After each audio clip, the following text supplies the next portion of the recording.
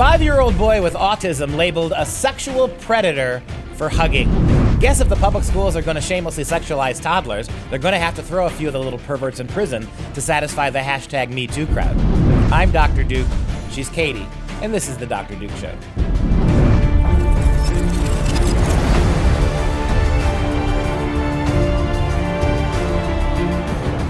Hello everyone, and welcome to the Dr. Duke Show, the only program that keeps you educated on the craziness impacting K-12 classrooms and college campuses around the world.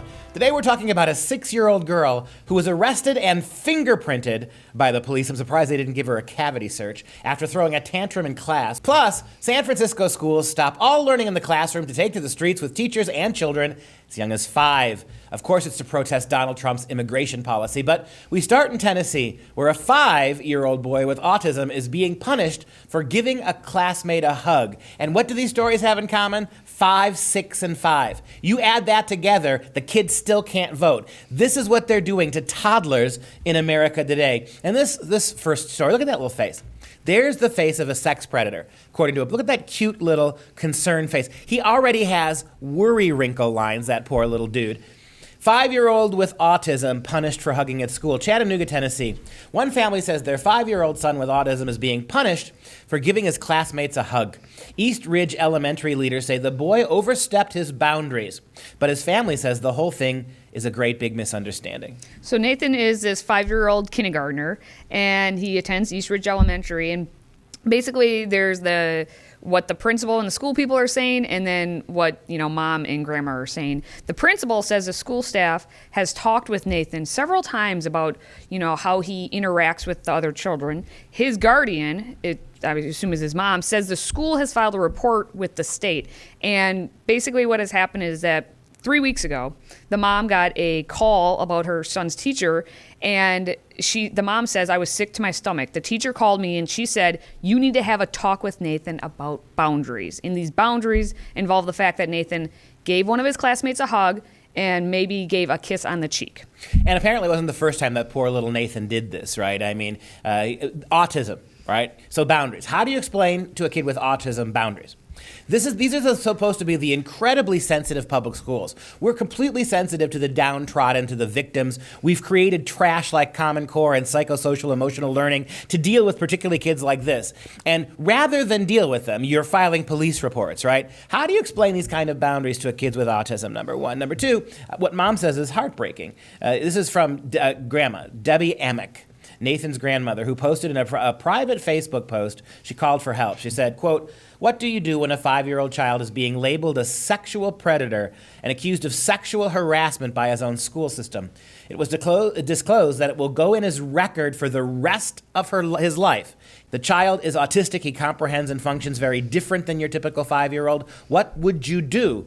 Who do you turn to for help when the school will not even listen to the child's doctor when he explains the child's difficulties in comprehension of simple things such as boundaries? If anyone can offer advice, please do help. Whether he has autism or not, 5-year-olds express, emotion and wanting to see friends with hugs. That's what that emotion, that's what you want a child to do. And this is exactly where I was going to go with this, Katie.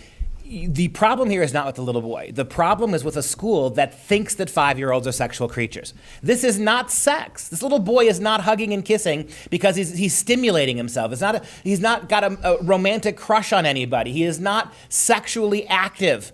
This is absurd. This is the responsibility of the adults in the school. You know that little kids aren't sexual creatures, yet you sexualize them anyway. You teach them as young as elementary school how to touch them. Story just last week, right, about positive touching, right? Mm-hmm. That kind of stuff. You by the time they're in early middle school, you're actually encouraging them to sexually experiment.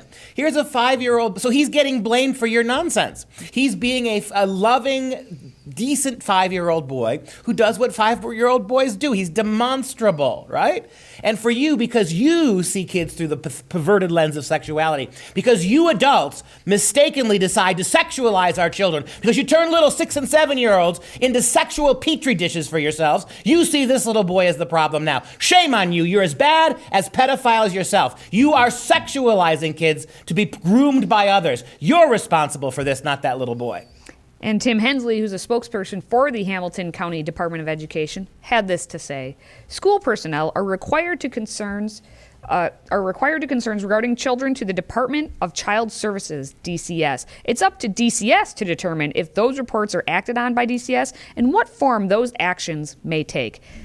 A 5-year-old is getting a record for being a sexual predator. That's what their actions are taking. Say it again. It's the schools that are predatory. The schools. Mom and Dad, your kids are being preyed on in the public schools. They are being sexualized. Their modesty, their innocence stripped away from them. They are being, on the one and the same time, filled with all sorts of sexual ideas, inclinations, hints, and suggestions.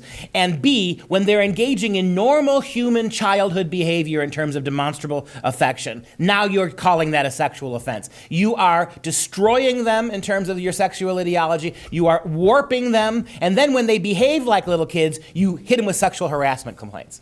Well, we have a similar story. It's obviously, again, child abuse here, where a 6-year-old girl was arrested for battery because she threw a tantrum in school. This little girl is named Kaya. She's 6 years old, and she was arrested in Orlando, Florida at the Lucius and Emma Nixon Academy Public Charter School because she supposedly threw a tantrum and kicked a fellow first grader. Now, a little side note, I got into a fight with a boy in first grade. I gave him a bloody nose, I scratched him. I did more damage than her little tantrum, and I never got arrested. Thank Your God. age, you shouldn't be fighting first graders. I really shouldn't, but I just sometimes can't help myself. Well, according to grandmother Marilyn Kirkland, the girl actually suffers from sleep apnea, and so grandma thinks she was sleep deprived and she threw this tantrum. But apparently that was enough to have the school resource officer call the actual cops and have her carted off to the juvenile delinquency center.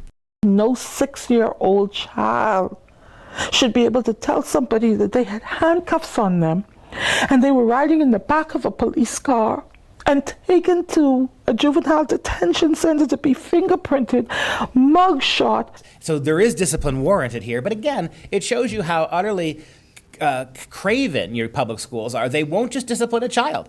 Why not take the girl and put her in timeout? Why not take the girl and have her mother come and pick her up, suspend her for the afternoon, right? Or tell the mom, look, if your kid continues to engage in violent behavior to other children, I don't care how young she is, she can't come back to school here. It's a charter school, which means you don't have to go to them. It's not like your public schools, right? There's always a place for the kid in the public school if she won't abide by the rules of the charter school. But it's how craven the schools are. Just deal with her. You're adults, for God's sake. You know a hugging little boy is not a sexual predator. You should know better. You're adults. A 6-year-old girl throwing a tantrum should be hardly a surprise. Why have you abandoned the ability? On every other aspect of a child's life, you have become the parents. Yep. When it comes to every other aspect of raising a kid, their politics, their sexuality, you've blown away the mom and dad so you can do it. And now when it comes to the simple act of disciplining kids, you've got to call federal and state authorities. Again, shame on you. That's exactly what is happening. Well, Grandma said she had to go to the Juvenile Assessment Center where Kaya was being held, and apparently Grandma said she was told she would be charged with battery, but it was kind of unclear if Kaya, the 6-year-old, was ever fully processed or charged, but she was detained. And later on, the state's attorney general stepped in and had like a little press conference about this and said, declaring publicly she refuses to prosecute the children, and she used the prison to pipeline language. What if you read between the lines about what the prosecutor said, she's kind of winking and saying, why are you bringing, she's using the cop-out language of political correct and white supremacy, but if you read a little bit more carefully, what she's saying is, why are you sending them to us? And at that level, she's got a point. This is not an episode of Black Lives Matters, right? Little 6-year-old girl, victim of white system patriarchy. No, this is adults refusing to do adult things. Again, when you have appropriated every other aspect from parents, everything that parents should do, you've taken over, except discipline, and your only idea of discipline is to call Child Protective Services or to call the cops. Pathetic. Well, Dennis Turner, who was the school resource officer in this case, was suspended and then he was fired. And what's even more interesting is that on the same day he arrested Kaya, he arrested another either 6 or 8-year-old, another elementary student on unrelated charges, and that student also got sent. And so according to the policy of the Orlando Police Department, if a minor under 12 has to be arrested, the officer at the scene needs to have permission from their watch commander And what do you know? Turner never got permission. Well, don't you also have to have permission from the parents to some degree? I guess not. And by the way, Orlando, what a tragic irony it is that little kids are getting hauled off to jail in the land of Mickey Mouse. Well, we're going to go from that to the progressive rape of schools. That's a transition, I guess. We have an article that was based on a video produced by Margaret Vandenberg, who's known as Fog City Midge. And Midge decided she, in her hometown there of San Francisco where she lives, she was going to take to the streets because there were some protests happening and she wanted to capture it.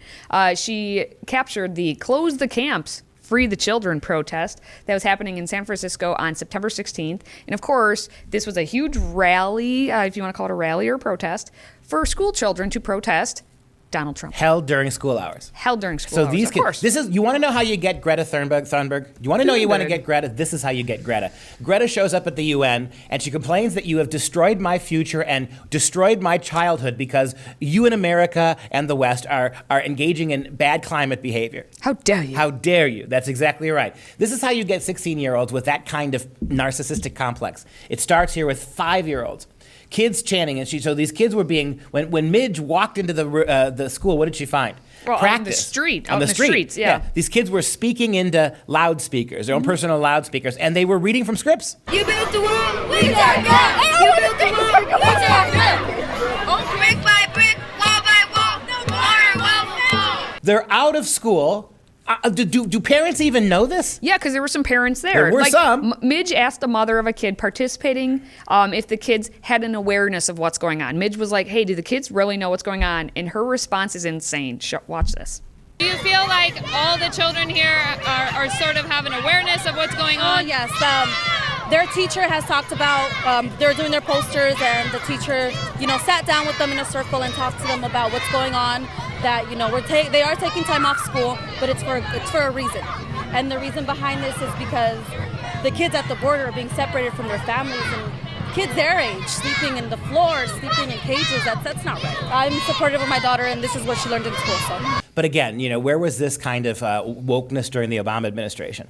When during the Obama administration would you have seen progressive kindergarten teachers marching kids out to protest the policies of Obama, even though they are exactly the same policies?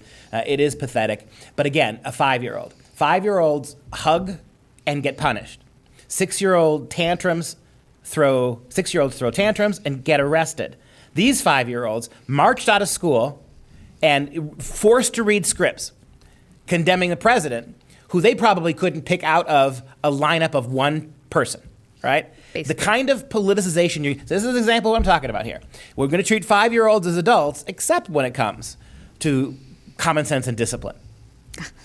Common sense. You can't say common sense anymore. No one has it. It's not that common.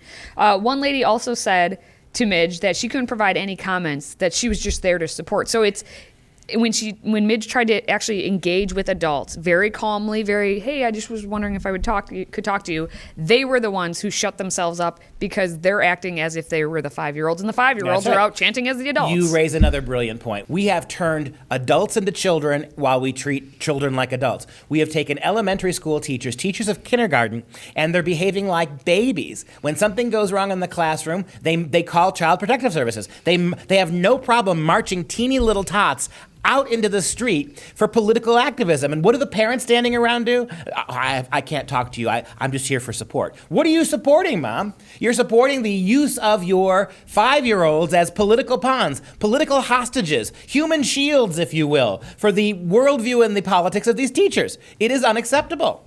Well, hey, ho. Racist Trump has got to go. And that brings Monday to a close. As always, please share the episode and subscribe to the free audio podcast on iTunes, SoundCloud, and everywhere else. Just visit drdukeshow.com and click on any of the platforms on the top to subscribe. Look, I think today's show was a very important show. You should at least promise to forward it to 5 people. What they're doing, it's one thing to do this to high school kids. It's entirely another thing to do this to tots, right? And that'll do it. We'll be back tomorrow at 6 p.m. Central Standard Time with an extra special and historic episode of The Dr. Duke Show. Whoa. For Freedom Project, I'm Dr. Duke. She's Katie. Until tomorrow, stay educated, my friends.